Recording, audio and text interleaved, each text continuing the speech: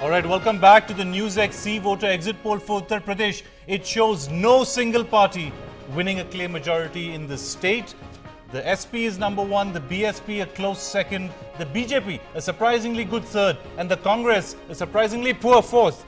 But now, with both the Congress and the BJP having stated positions of not allying with either the SP or the BJP, with the BSP, will we in fact see different individuals making their own alliances? Will we see a spate of defections? Let me ask you, Ijaz Ilmi, do you basically see now both the regional parties, the SP and the BSP, engineering all kinds of defections and horse trading?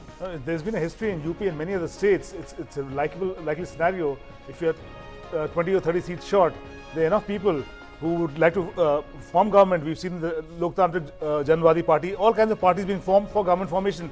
So it's something very practical. Formation of government and sharing the loads of power is something most MLAs and most parties excel at. So I think it's a scenario that could very well unfold. Okay, I'll pick up on that one.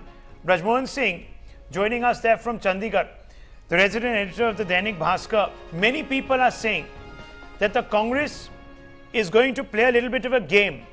Right after the results are out, it's going to sit back, and because it thinks that it is in a position perhaps at least some level to play kingmaker, it's going to play hard to get. What is your assessment on that particular point? We don't have Mr. Brajmohan. Let me come to you, in fact, Professor Kanungo, with that question. Yeah, I think with this number, I don't think Congress has any choice, right? It can't really influence. I mean, if I say that if the BJP and BSP comes together, then I think Congress can't do anything. The other option is, of course, like what talking of the president's rule and so on. As you were suggesting, I think partly also it was a message to the electorate. Yes. Because this not aligning with the party or president's rule is a kind of veiled threat, I would say, also at some point. And basically, when certain, particularly the Muslim voters and the floating voters, really actually shifting their loyalty to Mulayam Singh Yadav and so on, because the Congress doesn't have a core constituency. So it was depending on these kind of floating voters, and so that was a message that we mean business and we are going to form the government. Mr. Maheshwari, what we're seeing here is that if parties don't take sides, you could see horse trading, defections. That is certainly not the preferred option, isn't it? Wouldn't just be smarter for either your party or the BJP, as the need may be, to in fact just reach out across the aisle and join the government or support from the outside? You see, Mayawati has become untouchable. So if BJP goes with her, they, you see, will be no. Politics, nobody is untouchable. For government formation, nobody is untouchable. In my opinion, the president rule will be the only option. Okay, that's a no option. No, in these Mr. figures, Brajmohan, if these figures are correct, it's an election if for they come government true, formation. then the president rule is the only option. No, Mr. Brajmohan, the Congress party has decided to be the fly in the ointment. It says that president's rule is the only option. Even the spokesperson of the Congress on the show seems to be resigned to that fate. Why is the Congress doing this? What's the motive?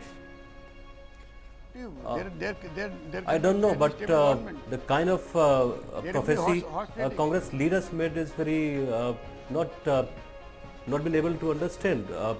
Congress party, Rahul Gandhi has been working there for last 4 years, and Samajwadi Party is all set to get into power. They are very close to getting into power mode there in Lucknow, and there is all probability that Rahul Gandhi and Akhilesh Yadav, combination of both the youth leaders, will do a lot of good work for Uttar Pradesh. I don't know what is the reason behind that. Okay, let me bring in Mr. Farooqi, because his party is perhaps going to make the first move for power, if the opinion poll is correct, of course, and accurate.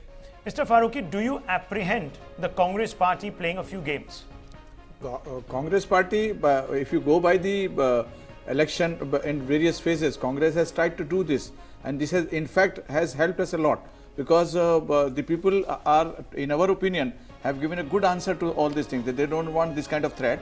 So you are apprehending gamesmanship? And ultimately it's going to benefit us, and we'll be gaining more than 220 seats. That is my prediction. No, I mean, let's for a moment suspend belief and repose some of that belief in our opinion poll.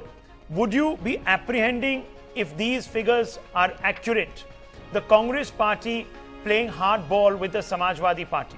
They cannot afford to do that because ultimately it's 2014. Maybe perhaps we may have to go for polls for even the parliament very soon. All right. Well, that's all we have time for tonight.